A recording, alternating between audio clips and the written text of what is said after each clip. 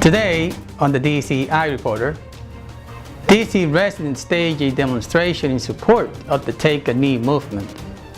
Over 60 young people entered this year's Dr. Martin Luther King Jr. Essay Contest. A national museum for Latinos in the mall is being planned. We'll see some of that effort. DC residents are honored during the third annual Cornerstone Awards. We hear from some of the candidates running for office in 2018. And in our Places and People segment, we'll visit two parades that took place earlier this year.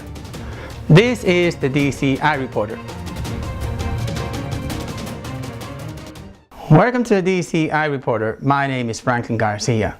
You can watch us online at dctv.org or DCiReporter.com. You can also follow us on Twitter at DCiReporter.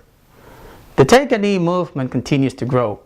On Super Bowl Sunday, DC residents decided to take the movement to the DC Superior Court and stage a demonstration in support of the movement. Former San Francisco 49ers quarterback Colin Kaepernick first protested against racial injustice and police brutality by kneeling down during the United States national anthem in the summer of 2016. Since then, a movement called Take a Knee has started around the nation. In D.C., a series of events in support of the Take a Knee movement have taken place recently, including a concert with artist Sandra Ash and a demonstration in front of the District of Columbia Superior Court. We're out here in the rain in defense of the First Amendment, which Trump would take away from us the way King George tried to take it away from the Founding Fathers, and that's why America was born. The First Amendment is the First Amendment for a reason, that people, in order to hold power in check, have to be able to say what they want to say, write what they feel, practice the faith in which they believe, or not, peaceably assemble and petition their government for grievances. That's what the First Amendment offers us. And King George didn't want the Founding Fathers to have it, and we fought a war about that. And King Trump doesn't want us to have it. But the power of the people is stronger than the people in power. And we have silenced Trump on this Take a Knee movement, and we're going to continue it as long as we have to. Many took to the streets in the rain, trying to make a statement and hoping to grow the movement. I'm here to protest. I'm here to continue what Kaepernick has started. I have a right to be here. I have, under the First Amendment, under the U.S. Constitution, we have a right to stand up for what we believe in. Sometimes standing up means taking a knee. Like Rosa Parks, sometimes standing up means to sit and don't move. We have a right to say what we want to say in this country, and we will continue to do it. I think that Take a Knee should go around the world. At sporting events, people should continue to take a knee is standing up. We have to continue to fight for our rights and not let anyone tell us that we are not entitled to it. Take a knee. In spite of President Donald Trump's calling for the firing of professional football players who support the movement, many professional football players have joined the movement. Professor Ron Walters at Fisk University, he spoke to a group of freshmen, and he was talking about the civil rights movement, and he said, you know, there's a difference between a moment and a movement. And the student said, well, what's the difference? And Professor Walters said one word: sacrifice. This is a moment here, but it has begun a movement. Kaepernick was a moment, but it began a movement. And what happened was, and it wasn't that he took a knee that made the movement. It was he was barred. He sacrificed his career. He sacrificed his career. A record number of young people participated in this year's Dr. Martin Luther King Jr. Essay Contest. The contest honors the memory and legacy of Dr. Martin Luther King while challenging young people to be creative. As part of the celebration in D.C. to commemorate the life and legacy of Dr. Martin Luther King Jr., the MLK Host Committee held an essay competition. The competition was opened to youth in middle and high schools. This year, the event had a record number of participants. Over 60 students entered the competition. I think this is all about our young people and giving back service to our communities for our young people.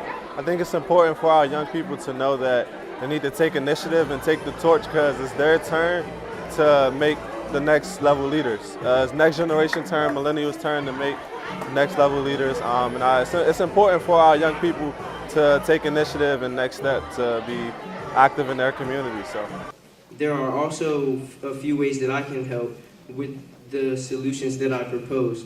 First, I could go to the Chancellor of DCPS and explain what my school is doing with the laptops and give him a written plan how to do it for other schools. Second, I can help to make my idea for reserved computer time for students in public libraries a reality. I can send this idea to the executive officer of DC Public Libraries and explain that, as well as as a student, I see this benefiting my community. Lastly, I can do my part by spreading the knowledge of organizations already in place and spread my ideas for creating more. I have already put people in need of technology onto these organizations, but my outreach continue to expand with hard work and dedication. The event had a number of speakers, including the Ward 8 Board of Education representative, Marcus Batchelor, who delivered the keynote address at the event. And so the three words, purpose, perseverance, and courage. If all of us as young people, if you young people in your community say that violence, that poverty, that objectification of women, that the dumbing down of young black men are things that you not only dislike, but are things that you can't live with anymore. Just think of those three qualities that Dr. King gained as a young person your age. The organizers were pleased with the event and hope the future essay contest continues to attract more young people. We came up with the theme this year, where do we go from here, chaos or community, because we are deeply concerned about where our community is going. But we know that Dr. King did not die so we could forget. And so we're here because some of us have read the book, and I hope that you will. And every time you read something about Dr. King's life, you're going to learn something new. Not only about his life, about the community, but about the strength of our people, about the unity of people from all different races and backgrounds that made that civil rights a successful effort. But it's all about passing that information on to the next generation. We've been working really hard. Someone said to me the other day, I think I heard a member of the Congressional Black Caucus or somebody, said someone walked up to them and said, you know, if it wasn't for you, you know, I'm standing on your shoulders. Our shoulders are falling. Yeah. We want to stand on your shoulders now. Yeah. We want to pass this on to you. DC could soon be the grounds for a national museum for Latinos. The effort has both national and local support. National Latino leaders have been talking about the creation of a museum in Washington, D.C. dedicated to the culture of Latino Americans for decades. A 23-member commission to study the creation of a national museum of the American Latino was appointed in 2008 by the President and congressional leadership. A nonprofit organization called the Friends of the American Latinos Museum is tasked with much of the logistics around the planning of the museum. Buenas noches, mi gente. My name is Sid Wilson. I am the President and Chief Executive Officer of the Hispanic Association on Corporate Responsibility. But I'm here in my capacity as a member of the Board of Directors and Chairman Emeritus of the Friends of the National Museum of the American Latino and a former commissioner of the National Museum of the American Latino Study Commission. We're here today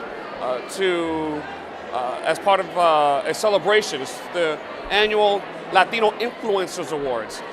This is part of a project that we have been doing for many years as part of our movement to create a future Smithsonian Museum on the National Mall in Washington, D.C. that is dedicated to Latino history and culture. It is our time. This is an opportunity to illuminate an American story, the story of 500 years of Latinos in the United States of America, including what was the former colonies before it became the United States of America. There's a lot of misconceptions out there that Latinos have only been here for the last 50 years, and the reality is that we were here first. Long before Jamestown, Virginia, there was St. Augustine, Florida. The first state capital in U.S. history was not anywhere in the 13 colonies, it was Santa Fe, New Mexico. And so these are stories that need to be told, and for Americans to learn and understand that Latino history is American history. And so that's why this movement is so important. It's why we're here tonight for the Latino Influence Awards, recognizing Latinos who have served our country in our armed forces, who have made an influence in entertainment, history, public service, civil rights, political service, all of these key areas in business as well that have been a part of the fabric of the American life. And so we're going to be continuing to call on Congress, thanks to our good friends, Republicans and Democrats, who have come together that said, ya es tiempo. This is our time. It's time to build a future Smithsonian American Latino Museum on the National Mall in Washington, D.C. And when that day happens, I know that we can say, si se puede, mi gente. Thank you very much. As part of their outreach efforts, the Friends of the American Latino Museum hosts events honoring prominent Latinos. Recently, Congresswoman Eliana Rose Leighton, along with others, was honored at one of their events. 2 things we're going to do this year. We're going to pass and establish this Latino museum, and I'm going to lose weight.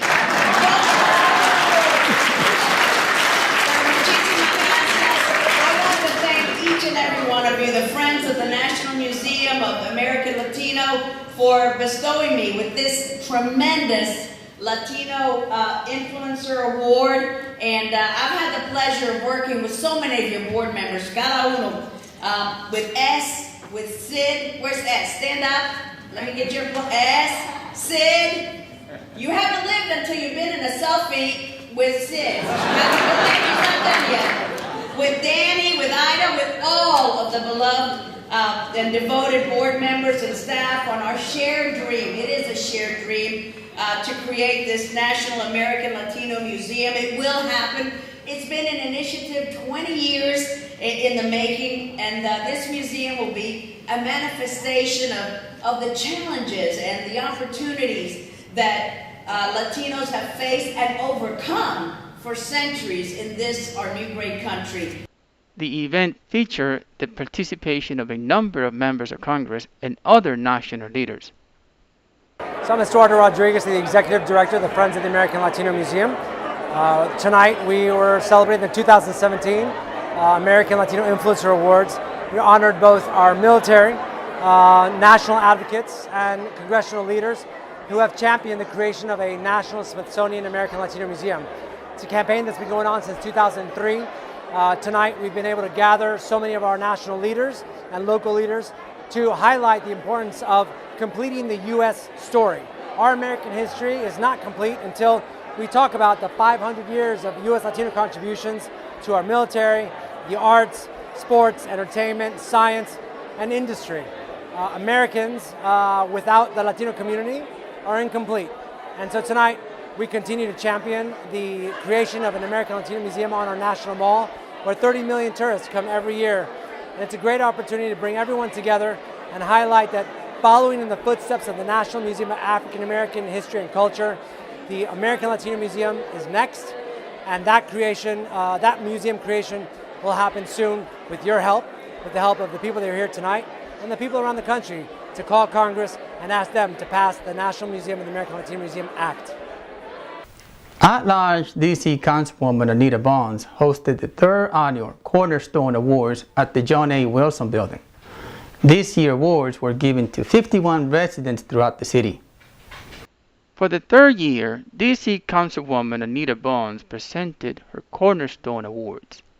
The event was held in February at the John A. Wilson Building. And to other government officials and dignitaries and the third annual Community Cornerstone Award recipients, welcome to what I believe will be an exciting evening. The award honors outstanding residents, businesses, and organizations that make a positive impact in the District of Columbia. I'm Emily Frank. I'm the Riverkeeper for Anacostia Riverkeeper. We're really honored to get this award tonight. We really think it's important to advocate for the river, advocate for our communities to be able to take back our enjoyment of the river. We have programs where we get people out on the boat, we get them out fishing, and we really think that that connection in our communities to our waterways and to our streams that are really an asset for our communities is really, really special and important. Thank you very much for the Council of DC for this award. It's been a pleasure to be among this group of people.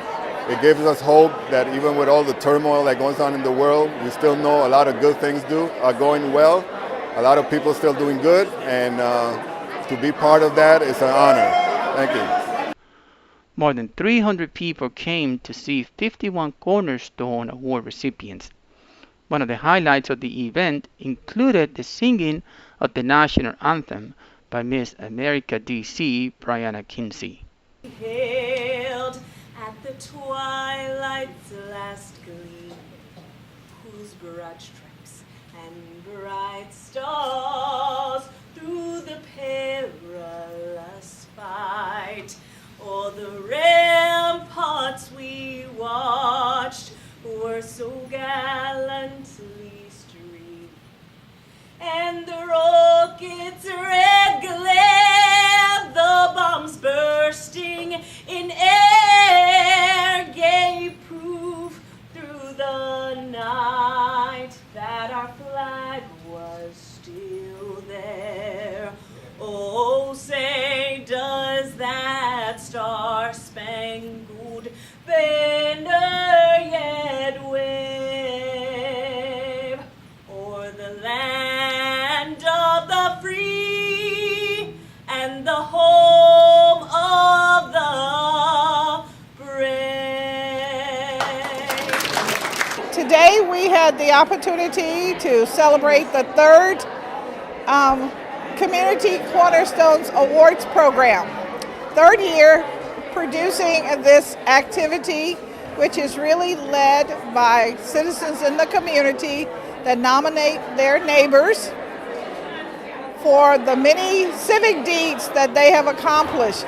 Some are just accomplished at being kind and considerate, but many have also been engaged in civic activities. Today we recognize 51 individuals. We do this annually now, and it was very exciting. They come from all walks of life, all parts of the District of Columbia.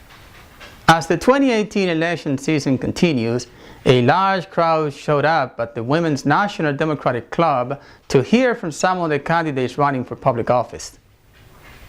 This year, the primary in D.C. will be held on June 19th.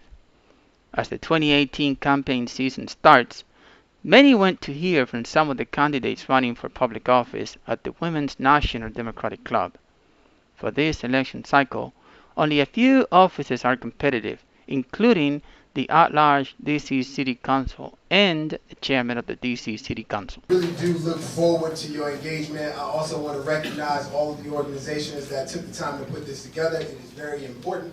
I want to especially mention the Women's Democratic Club, which in 2 years is going to be celebrating 100 years of women's suffrage, which is extremely important. Please give a round of applause. contributions of organizations like this have been very important throughout time. The seeds of discontent that they have planted in this city has given birth to the bluest place in America. My name is Jeremiah Lowry. I'm running for DC City Council at large, the Democratic primary ballot in June. My mom and my dad were both born and raised here in Washington, D.C. My mom spent a portion of her life in the foster care system here in Washington, D.C. She also spent a portion of her life homeless here in Washington, D.C. My dad worked as a security guard here in Washington, D.C., and he couldn't afford child care, so he would bring us to his place of employment. I have two brothers who were in and out of the prison system. They also struggled to find employment here in Washington, D.C. The reason why I'm running is because there are a lot of families here in D.C. who are currently going through the same issues that my own family face. And I believe that I can be the transformative, progressive leader that really addresses inequality here in this city. What makes me different from the candidate is I support strong paid family leave here in Washington, D.C. I'd like to extend the thanks to our host organizations tonight. My name is Marcus Goodwin. I'm a DC native. I'm a Ward 4 homeowner, and I'm excited to contribute to the future of our city. I've stood as long as I was old enough to stand against landlords. I've stood against people who fought against our environmental rights. I've been a strong, passionate supporter of a solar-powered city, and I lead by example. Last November, I installed a 16-kilowatt solar panel system in my home. I have rain buckets to collect water and reuse it in my home. And I brew tea from the mint leaves that I grow in my front yard. I want to live in a city where my grandparents can age gracefully, who've recently become American citizens from Senegal. I also want to live in a city where my nieces and nephews and cousins who are currently in DC public schools can have a high-quality education. I want you to think of controversial issues that have come before this city over the last decade, that you have been proud where the council has been on those issues. Like minimum wage a few years ago, when there hadn't been an increase in the minimum wage in over a decade. I was there, I was behind that. I was the one who worked with Prince George's and Montgomery County so that all three jurisdictions were increasing the minimum wage at the same time. Or with regard to home rule, budget autonomy. I'm the one who pushed that issue. I'm the one who had to sue the mayor and the chief financial officer. Or the elected attorney general, where I put that legislation through. Or even income tax reform, where we're the only jurisdiction in the country where the bottom 20% pay less than the top 1%. That's something I put through the council. Good evening, good people of D.C. My name is Calvin Gurley. Peace in the house. We need new leadership. Let me tell you the reason why. I'll tell you a little story. The story is, there's a little community in River Terrace. And there's other areas of Ward 5, 6, and 7. And during that time, children and seniors were suffering from asthma and cancer. And the reason is because the Pepco plant was burning coal and old fuel. Our city council members didn't do anything. But there was a community activist by the name of George Gurley, my uncle, and I helped him. And in 7 years, the Pepco plant was closed. Well, thank you all for being here tonight. So, as many of you know, I have spent the last 20 years as an advocate fighting with allies for things like a higher minimum wage, affordable housing, and paid family leave. And I'm here tonight because I want to fight for hardworking DC families as the chair of the DC Council. And I'm running because we're just not doing enough as a city to address the impacts of gentrification and the loss of affordable housing.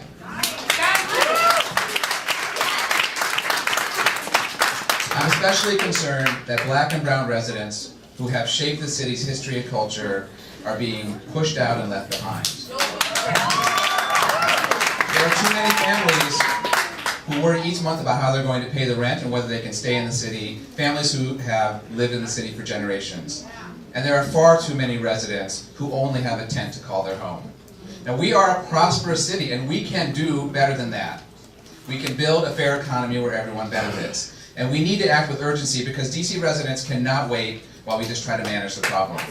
So I'm ready to take bold actions. I want to do things like end homelessness in the district. We need to strengthen our schools from Baloo all the way to Wilson, and we need to rebuild Metro. We're now going to take you to two parades that took place earlier this year. The Dr. Martin Luther King Jr. Parade and Peace Walk took place in the southeast part of the city. It's one of the oldest parades in the nation honoring Dr. King. And a record number of people showed up to this year's Chinatown Chinese New Year Parade. In this segment, we'll visit both parades.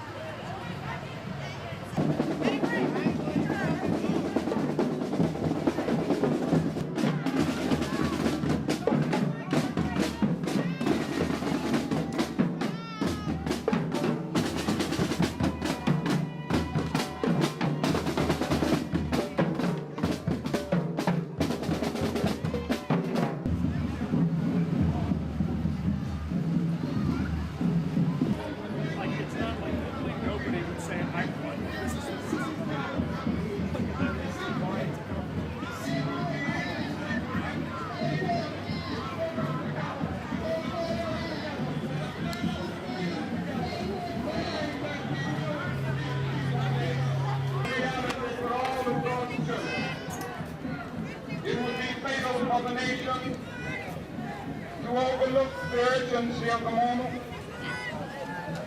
This sweltering summer of the Negro's legitimate discontent will not pass until that is an invigorating autumn of freedom and equality.